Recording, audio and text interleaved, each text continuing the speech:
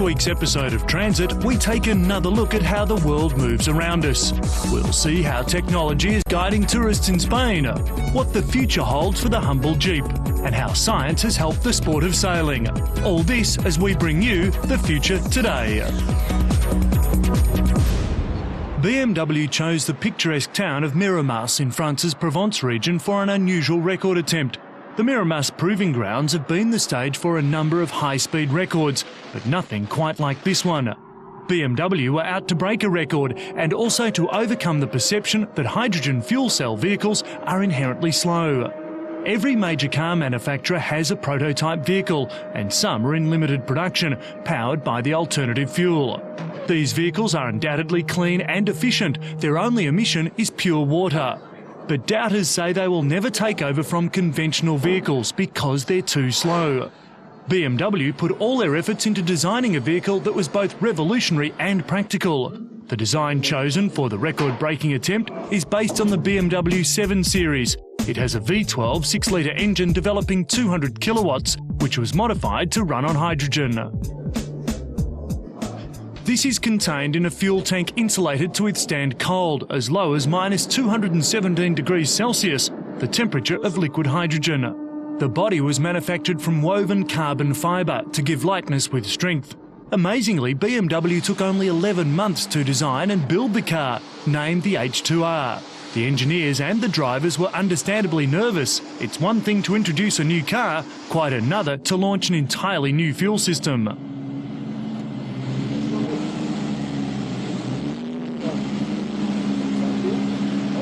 After ensuring that everything on the car was working at maximum efficiency, the only thing left to do was fill the car up. BMW engineers had brought their own supply of hydrogen. The car began a series of test runs while technicians monitored the car's performance. Initial runs were comparatively slow, 150 kilometres an hour. Not enough to impress the critics, but fast enough to satisfy the watching engineers that everything was working properly. The project grew from BMW's 6th generation hydrogen concept car. The 745H is used for testing and educational purposes. It uses the current 7 Series as its basis, and like its predecessors, the 745H has 2 fuel tanks, one for petrol, one for liquid hydrogen. When fuelled by hydrogen, its 4.4-litre V8 produces 182 horsepower, which helps it reach 100 kilometres an hour in 9.9 seconds with a top speed of 215 k's. Once the shakedown runs and last-minute checks were completed, it was time for the driver to put his foot down. After completing a timed lap, the confirmation came in, 307 kilometres an hour, smashing the current record and establishing the BMW H2R as the fastest hydrogen-powered vehicle in existence. More than 290 kph. It's a great experience to be the first person driving so fast with a hydrogen car. The H2R employs components carried over from a sophisticated thoroughbred BMW sports car. It features a monocoque aluminium space frame chassis and suspension with an aluminium body skeleton covered with carbon fibre reinforced plastic panels. Weighing 1,560 kg, the racer is both light and strong. We are convinced that hydrogen is the fuel of the future. The next step is for the industry, together with the government, to provide the right conditions for the widespread hydrogen production. BMW will launch a dual-mode version of the current 7 Series, the first car of its kind to run on both hydrogen and petrol.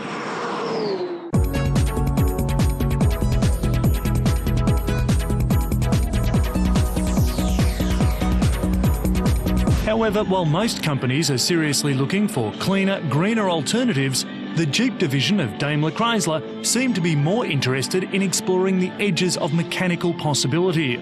Jeep recently showed this decidedly unproduction-ready design exercise, the Hurricane, a highly conceptual dune buggy-like off-roader. And as if literally turning on a dime isn't enough, the Hurricane gets not one, but 2 Hemi V8 engines, one forward-facing Hemi up front and a second rearward-facing Hemi at the back. Both send their power to a central transfer case which distributes the torque to front and rear split axles. Why such an extreme is because this fulfills the third of our special, unique, secret concepts.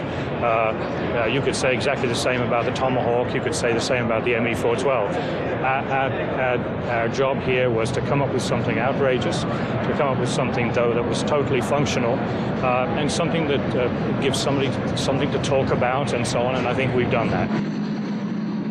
Chrysler says the Hurricane is the most manoeuvrable, most capable and most powerful 4x4 ever built, demonstrating their creative and mechanical expertise. The vehicle has 360 millimetres of ground clearance and incredible approach and departure angles of 64 and 86 degrees respectively. These are nearly vertical angles. Combined with metre-tall tyres, there isn't much the Hurricane can't climb.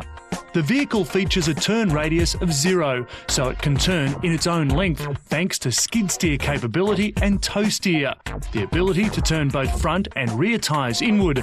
In addition, the king of the Jeeps features 2 modes of automated 4-wheel steering. The first sees the rear wheels turning in the opposite direction of the front to reduce the turning circle. The second mode is an innovation targeted at off-road drivers.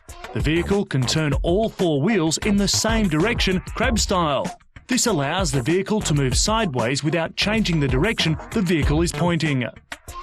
With 2 engines, the Hurricane can blast from 0 to 100 kilometres an hour in less than 5 seconds. The one-piece body is made of carbon fibre with suspension and powertrain mounted to it. An aluminium spine runs the length of the body as a skid plate. Can you have responsible excess? Both Hemi engines have the multi-displacement system, so the Hurricane can run on 4, 8, 12 or 16 cylinders. Urban terrorists can become environmental sweethearts. But will we see it on sale soon? Don't hold your breath.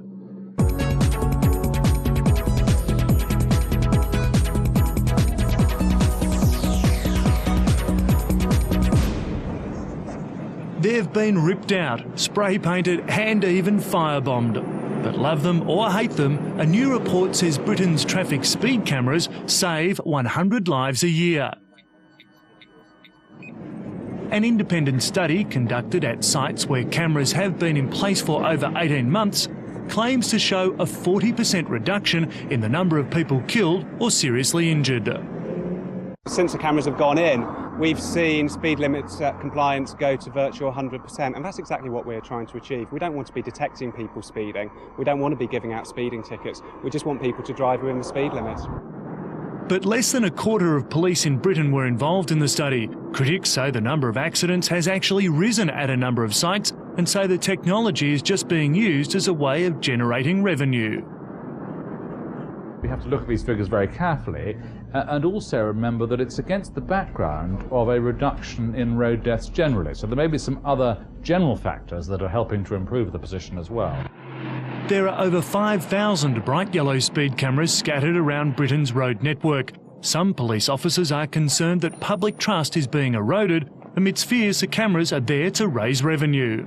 Every site now is being looked at, it's being analysed to see whether or not it's in the right place. Those that are being placed by safety camera partnerships in the last 3 years are targeted sites. There are some that were there before, and they will be reviewing those with a view to changing them.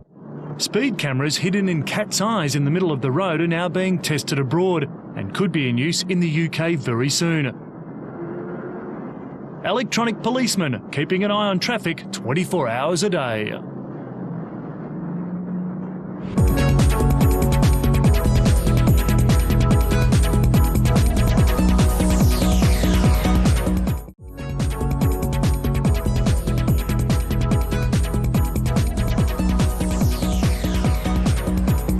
We stay in the UK now for a vehicle that may not quite match the prestige, speed or even the sound of a Harley-Davidson, but could be the next big thing. The Sakura Mustang is an eco-friendly easy rider, which its owner hopes will help revolutionise the way people look at electric bikes. With its chrome handlebars, fat tyres and candy apple red paint job, the Mustang can travel at speeds of up to a heady 25 k's an hour. And what's more, on a fully charged battery, the bike will travel for around 32 k's for as little as 17 cents. 6 weeks after its release, the Sakura Mustang was already in hot demand, with pre-sales and interest from around the world. However, chopped motorcycles have fat-back tyres, raked forks and high handlebars for a reason, mostly to do with stability at high speed. And as can clearly be seen, stability isn't the Mustang's strong point. Apparently at any speed it's realistically capable of reaching. Everywhere that we go with a bike, we get crowds of people stop and look at it. That's what it's all about. This is making a statement. This isn't just a bike, it makes a statement about the person who's riding it. This isn't for an introvert, this is for someone who wants to be seen. Nick Wilkins' family cycle business, west of London, has seen all the trends and fads in cycling for over 50 years, and now electric bikes are becoming his best sellers.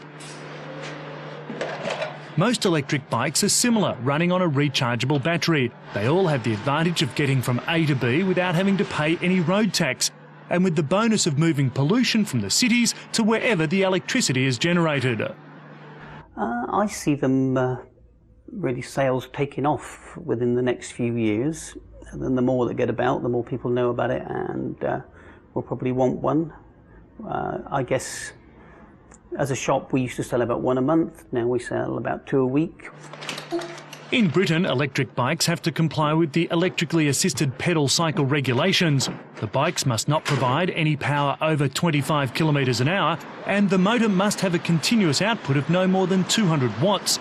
To get an idea of how much power that is, think of 2 reasonably bright electric lights. It's not much at all. Worldwide, several million electric bikes are sold every year. The vast majority, admittedly, are in the Far East, but the markets in Europe, the UK and America are opening up very quickly.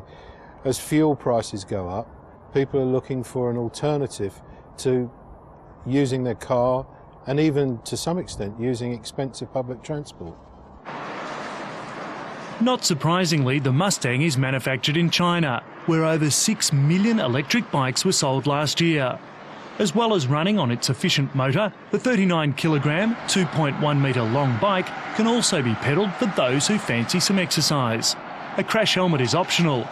Apart from the design being a classic case of form over function, making the bike hard to ride, the only disadvantage of the electric bike seems to be that if you run out of power on a hill, then you'll find it far heavier than a traditional bike to pedal home.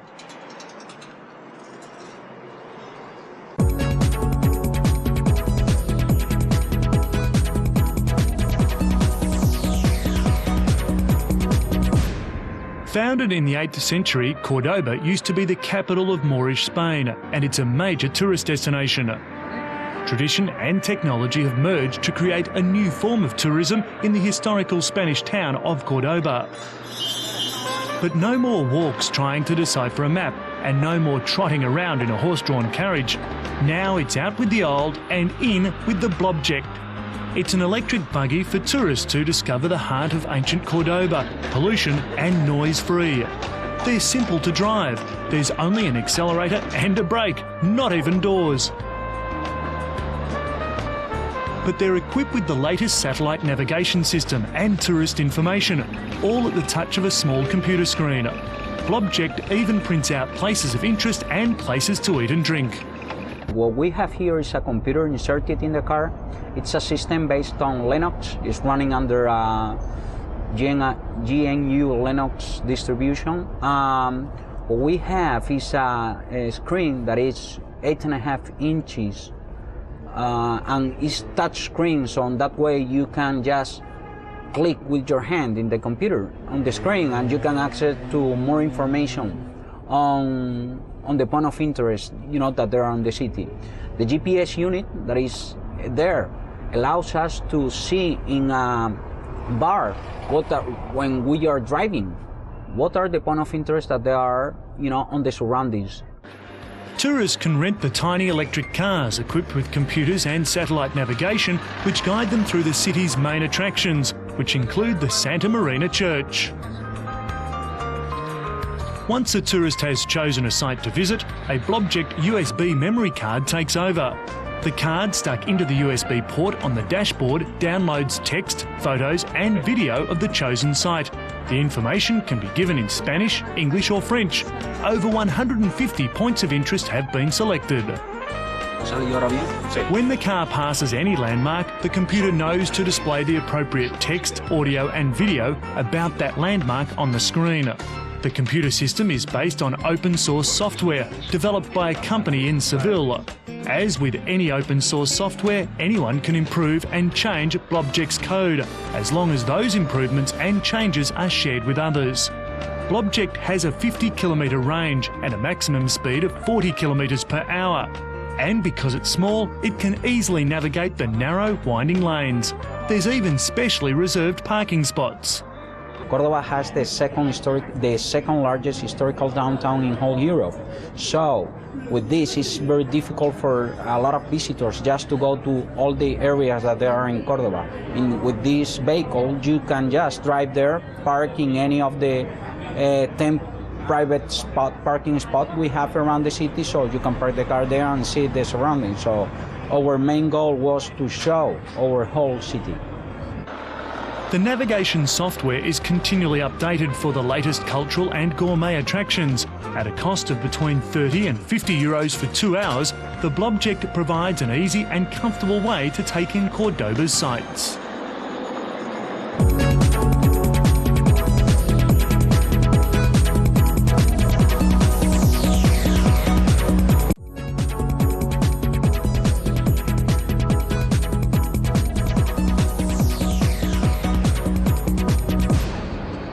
After a 30-year program of restoration work, the world's first passenger steamship has opened to visitors at a museum in her home port of Bristol.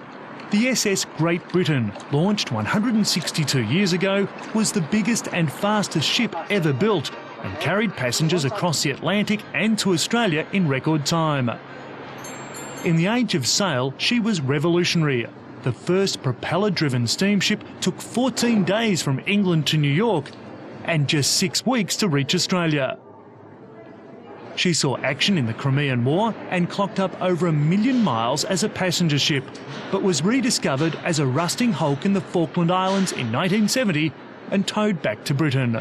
It had full bulkheads, so several years later when the Titanic was built, if that followed the same design principles that Brunel had put in, that wouldn't have sunk. So he foresaw many of the problems about modern shipping and integrated them into the design. So it was absolutely groundbreaking. Painstaking restoration work followed, including constructing a specially dehumidified dry dock to preserve the iron hull. £11.3 million were spent restoring the boat and carefully recreating the interiors, from the saloon reserved for first-class passengers to the ship's rudimentary medical bay.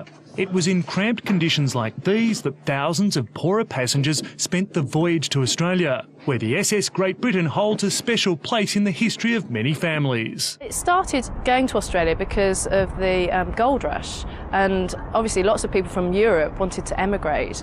And in the end, after several years of doing the Australian run, it had carried something like 15,000 emigrants from England to Australia, which we estimate is probably somewhere in the region of 350 to 500,000 Australians today descend from people that emigrated on board the SS Great Britain. So there's actually a huge interest in Australia because there's lots of people there that still have artefacts from the Great Britain that have been passed down through the generations, so they still hold it very dear. Before stepping on board, visitors are guided through a museum which tells the story of the SS Great Britain and its crew and passengers who left Victorian England for a new life on the other side of the world.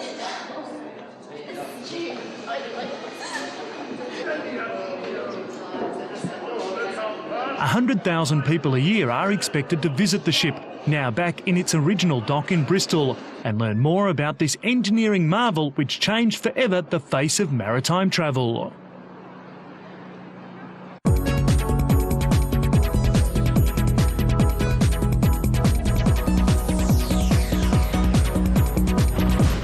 Seven world-class yachts are on an epic sailing adventure around the world.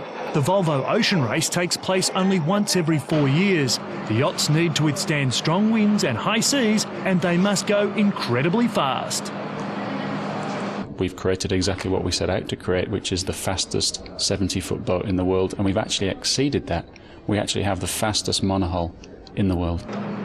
Every boat that's racing has been built to the same guidelines. One new feature is the use of a canting keel, which can move from side to side. This type of keel has not been used in this race before. Each boat weighs between 12 and 14 tonnes. Hulls and decks are now made of carbon fibre in a honeycomb design similar to the material used in Formula One racing cars. Every single component adds to the effectiveness of the yachts, and a larger sail means these boats can now go faster than ever. So we've increased the sail area, maximum sail area, from the last race to this race by 62%. And that's given us an increase in speed of about 25%, which is huge. These developments are good news for racing sailors, but will they ever be of use to people who call sailing a hobby? If you're a racing sailor, then you'll benefit very quickly. If you're a cruising sailor, then that will take a lot longer to filter through to you. But I think in less than a year, you'll see the improvements that have been done with these boats already been used by other designers on other boats in other parts of the world and in other areas of sailing. For some boat builders, the benefits are obvious. I think sail racing acts as a developer, as a development stand for products brought into the cruising segments.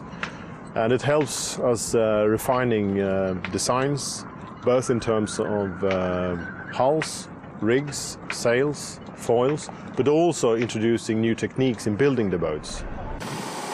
This year's race is underway, but there are thousands of miles of sailing to go.